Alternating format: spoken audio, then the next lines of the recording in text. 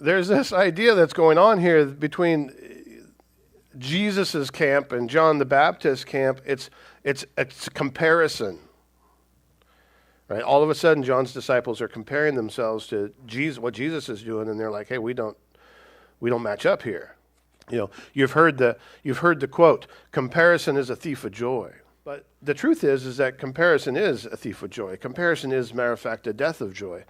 Right? If all we do during the day is compare our Instagram glamour shots to everyone else's Instagram glamour shots, we're going to be disappointed. Right. It tells us in Philippians 4:11 that Paul writes, he says, "I've learned in whatever situation I am to be content."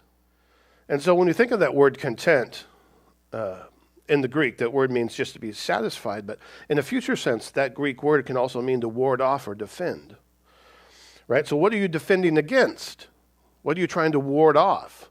Well, you're trying to ward off the opposite, right, which is discontentment or dissatisfaction. That's what you're trying to ward off. You need to be content in where the Lord has you and what the Lord's doing through your life so you don't become dissatisfied, right? And so that's what John the Baptist's disciples have fallen into.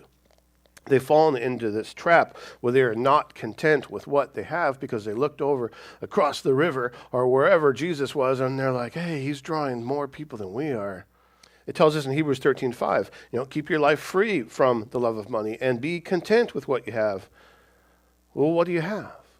Well, you have Jesus, right? And he has said, "I will never leave you nor forsake you." So no matter where you are in your ministry with what the Lord's doing with you, be content because what do you have? You have Jesus.